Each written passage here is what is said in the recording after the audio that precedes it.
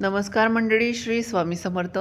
स्वामी महाराज तुमच्या सर्व चांगल्या इच्छा मनोकामना पूर्ण करोत हीच स्वामीचरणी प्रार्थना करते आणि आजच्या व्हिडिओला सुरुवात करते. हिंदू दिनदर्शिकेनुसार यंदा महाशिवरात्री 15 फेब्रुवारी 2026 रोजी साजरी केली जाणार आहे. भगवान शिव यांना समर्पित हा दिवस आहे. भोलेनाथांचे आशीर्वाद घेण्यासाठी सर्वात शुभ दिवस मानला जाणारा महाशिवरात्री लवकरच जवळ येत आहे. या दिवशी लोक भगवान शिवाची पूजा करण्यासाठी मंदिरामध्ये जातात. महाशिवरात्रीचा दिवस शिवभक्तांसाठी अत्यंत महत्त्वाचा मानला जातो. या दिवशी सर्व भक्त महादेवाची मनोभावे पूजा करून व्रत करतात. महाशिवरात्रीचा व्रत देखील महत्त्वाचा असतो. या दिवशी महादेवाकडे केलेली प्रार्थना पूर्ण होते असं मानलं जातं. या पावन आणि पवित्र दिवशी प्रत्येक आईने आपल्या मुलांसाठी हा जो एक उपाय आहे तर तो आवर्जून करायचा आहे. हा उपाय आपल्याला वर्षातून फक्त एकदाच करता येणार आहे. त्यामुळे प्रत्येक आईने आपल्या मुलासाठी हा उपाय आवर्जून करायचा आहे. आपल्या मुलांच्या प्रगतीसाठी, त्यांना कोणत्याही क्षेत्रामध्ये अपयश येऊ नये त्यासाठी, त्याचबरोबर त्यांच्या मनातील ज्या काही इच्छा आकांक्षा आहेत तर त्या इच्छापूर्तीसाठी असा एक प्रभावी उपाय जो आहे तर तो करायचा आहे. प्रत्येक आईने आपल्या मुलांवरून ही एक वस्तू जी आहे तर ती उतरून फेकायची आहे, जेणेकरून मुलांच्या आयुष्यातील सर्व दोष, संकटे, विघ्न, अडीअडचणी हे दूर होतील. तसेच अभ्यासामध्ये प्रगती होईल, नोकरीमध्ये त्यांना खूप यश मिळेल. असा हा प्रभावी उपाय जो आहे तर तो आपल्याला रविवारी महाशिवरात्रीच्या दिवशी करायचा आहे. महाशिवरात्री ही आपल्या हिंदू धर्मातील खूप पवित्र आणि शुभ मानली जाते आणि या महाशिवरात्री तिथीला अनन्यसाधारण असं महत्त्व आहे. या दिवशी आपण महादेवांची सेवा, उपासना, आराधना करत असतो. महादेव ज्या प्रकारे साम सदाशिव आहेत, आपल्या मनातील ज्या काही इच्छा आकांक्षा आहेत तर त्या नक्कीच पूर्ण करण्याचं काम हे देवादिदेव महादेव करत असतात. महादेवांची सेवा कोण करत नाही? या पृथ्वीवरती असणारे प्रत्येक मनुष्य, झाड, पशुपक्षी, प्राणी, जीवजंतू, भूतप्रेत, पिशाचं बाधा हे सर्व महादेवांची उपासना करत असतात. कारण असुरसुद्धा महादेवांची उपासना करतात.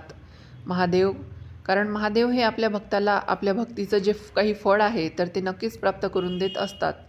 आता या महाशिवरात्रीच्या दिवशी पृथ्वीतलावरती ज्या काही सकारात्मक लहरी असतात, जे काही शिवतत्व असते तर ते रोजच्या तुलनेपेक्षा महाशिवरात्रीच्या दिवशी सहस्त्रपटीने अधिक कार्यरत असते.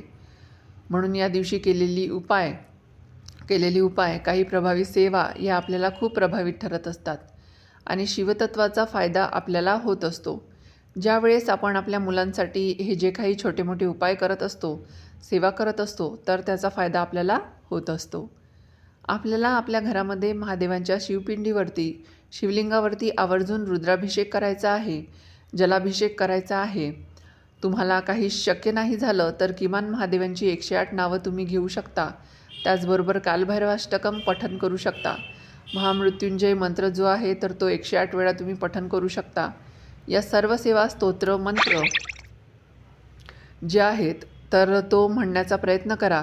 शिवलीलामृतचा 11वा अध्याय वाचायचा आहे. शिवलीलामृताचा 11वा अध्याय जर आपण वाचला तर आपल्याला नित्यरुद्र केल्याचं पुण्य फळ प्राप्त होतं. इतका हा प्रभावी असा जो अध्याय आहे तर त्याचं पठण तुम्ही मुलांकडून सुद्धा करून घेऊ शकता. या दिवशी आपल्याला प्रत्येक आईने आपल्या मुलांसाठी हा जो उपाय आहे तर तो करायचा आहे. आपल्याला एक उतारा तयार करायचा आहे आणि हा उतारा आपल्याला आपल्या मुलांवरून उतरून फेकून द्यायचा आहे. या उतार्यासाठी फक्त एकच वस्तू आपल्याला लागणार आहे आणि ही वस्तू घेऊन आपल्याला आपल्या मुलांची जी आहे ती नजरबाधा काढायची आहे. दोष आहे, विघ्न आहे, संकटी, अडीअडचणी येतात ना तर ते दूर करण्यासाठी आपल्याला हा छोटा प्रयत्न करायचा आहे. तर महाशिवरात्रीच्या दिवशी आपल्याला हा जो उपाय आहे तर तो संध्याकाळी करायचा आहे.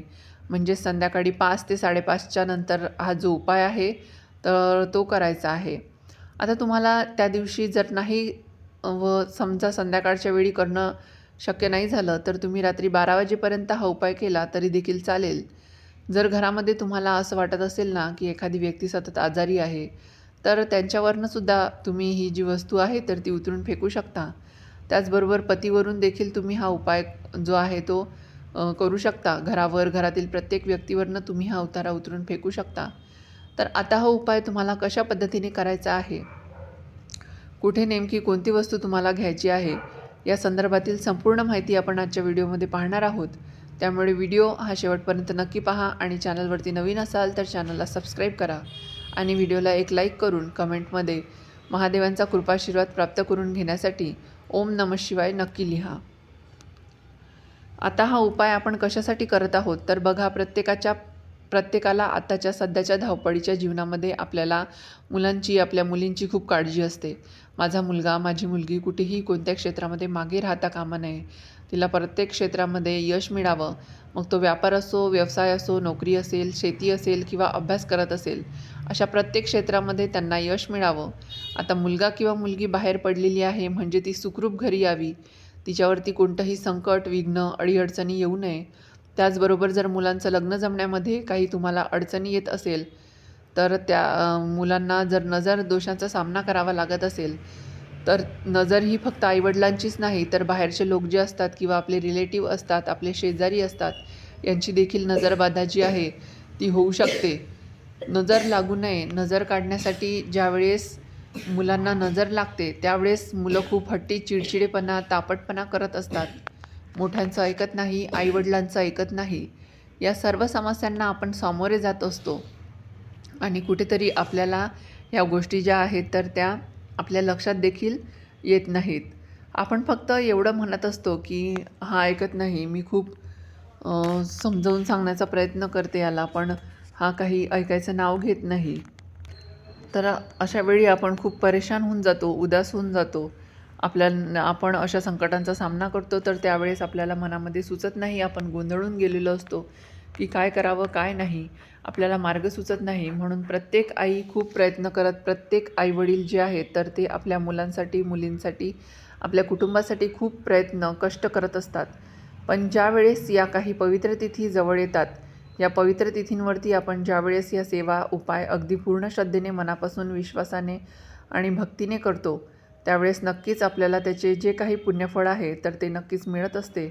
आता तुम्हाला हा उपाय कशा पद्धतीने करायचा आहे.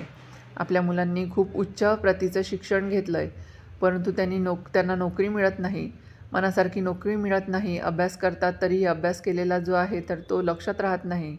मुलगा खूप हुशार आहे परंतु अचानक त्याच्या अभ्यासामधलं लक्ष जे आहे ते कमी झालं आहे. कुठेतरी जो ग्रहदोष, कुठेतरी कुंडलीतील जे काही दोष, वास्तुदोष, पितृदोष आहे, या सर्व गोष्टींचा सामना मुलं करत असेल तर त्यासाठी आपल्याला हे जे प्रभावी उपाय आहेत तर ते करणं खूप गरजेचं मानलं जातं. एखादा उपाय ज्यावेळेस आपण करत असतो तर तो उपाय शक्तीने, भक्तीने आणि पूर्ण विश्वासाने करण्याचा आपल्याला प्रयत्न करायचा असतो.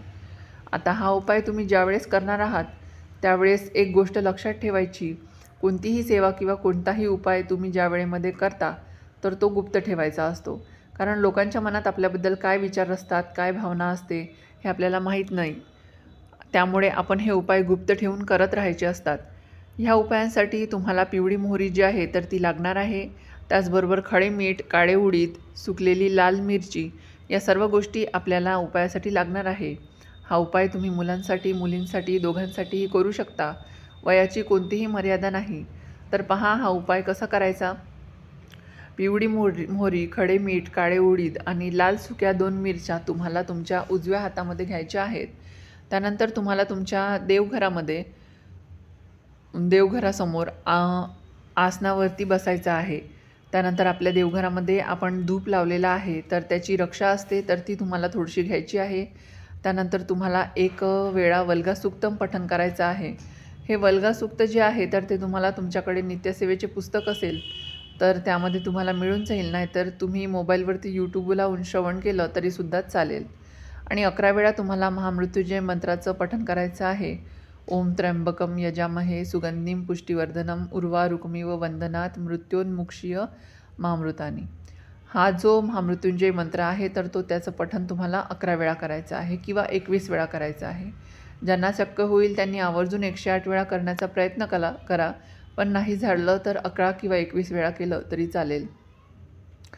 या ज्या 2 सेवा आहेत तर त्या आपल्या खूप प्रभावी सेवा आहेत तर त्या तुम्हाला पठण करायच्या आहेत. वल्गासुक्तम हे कशासाठी वापरलं जातं तर नकारात्मक शक्ती, इडा, वाईट बाधा, नजर दोष जे आहेत तर ती नष्ट होण्यासाठी आपल्याला पठण करायचं आहे.